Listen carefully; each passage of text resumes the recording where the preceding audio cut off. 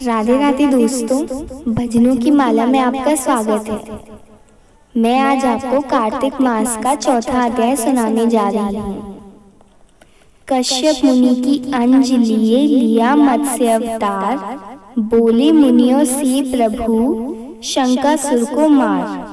नारद जी बोले, ऐसा कहकर विष्णु भगवान एक मछली रूप धारण कर विंध्याचल वासी कश्यप की अंजलि में अवतरित हुए।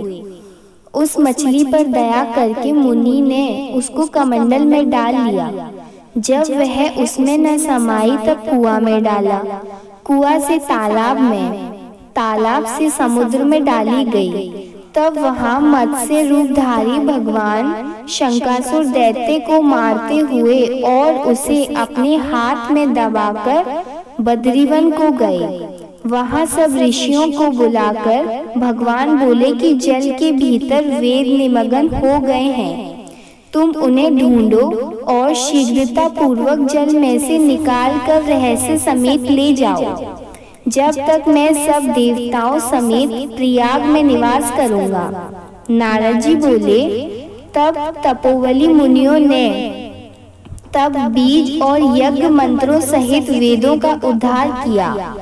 उन ऋषियों में से जितना भाग जिसने भी निकाला वह भाग उसी नाम से प्रसिद्ध हुआ। पीछे सब मुनि मिलकर प्रयागराज को गए और प्राप्त हुए वेद विष्णु भगवान को अर्पण किए। संपूर्ण वेदों को पाकर ब्रह्मा जी ने प्रसन्न हो देव और ऋषियों सहित अश्वमेध यज्ञ किया। यज्ञ के अंत में देवता गंधर्व यज्ञ प्रणव गुह्यंक पृथ्वी पर दंडवत और प्रार्थना करके बोले, देवादिदेव यह समय हमारी प्रसन्नता का है। हे रमापते, ब्रह्मा जी ने इस स्थान में नष्ट हुए वेद फिर पाए और हमने यज्ञ के भाग प्राप्त किए, इसलिए यह स्थान पृथ्वी पर अत्यंत श्रेष्ठ है, वह पुण्य देने वाला है।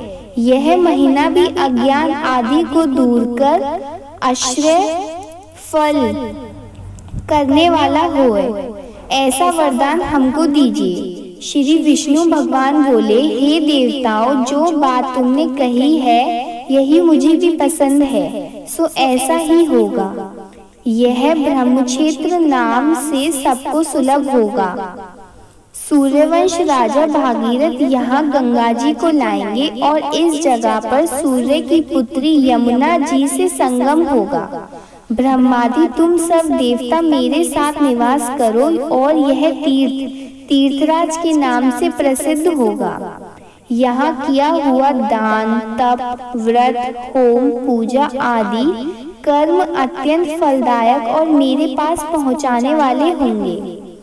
अन्य जन्मों के किए हुए पाप कर्म भी इस तीर्थ के दर्शन मात्र से ही नष्ट हो जाएंगे। जो मनुष्य देह धारण कर मेरे समीप प्राण परित्याग करेंगे वो मोक्ष को प्राप्त करेंगे। जो मनुष्य अपने पितृश्वरों का यहाँ श्राद्ध करेंगे उनके पितृगण मेरे स्वरूप को धारण करेंगे। यह काल भी मनुष्य को पुण्य फल देने वाला होगा। माह मास में मकर संक्रांति को प्रातः काल स्नान करने से यहाँ पर संपूर्ण पाप ऐसे नष्ट हो जाते हैं जैसे सूर्य से अंधेरे का नाश हो जाता है। उनको मैं सालोक्य समीप्य और सारूप्य इन 3 प्रकार की मुक्ति क्रम से देता हूँ। हे मुनीश्वरों, मैं सर्वज्ञ रूप से बद्रीवन में सदैव निवास करता हूँ। जो फल अन्य तीर्थों में 100 वर्ष में मिलता है वह तुमको वहाँ एक दिन में भी प्राप्त होगा। उस स्थान के दर्शन करने वाले मनुष्य जीवन मुक्त हो जाते हैं, उन्हें कोई भी पाप नहीं लगता है। नारद जी बोले, हे प्रभु, देवता लोग ऐसा कहकर ब्रह्मा जी सहित वहीं अंतर्ध्यान हो गए और इंद्रादिक देवता अपने अंशों से वहां स्थित रहकर अंतर्ध्यान हो गए। जो मनुष्य शुद्ध चित्त से इस पवित्र कथा को सुनते हैं उनको प्रयागराज और बद्रीवन जाने का फल मिलता है।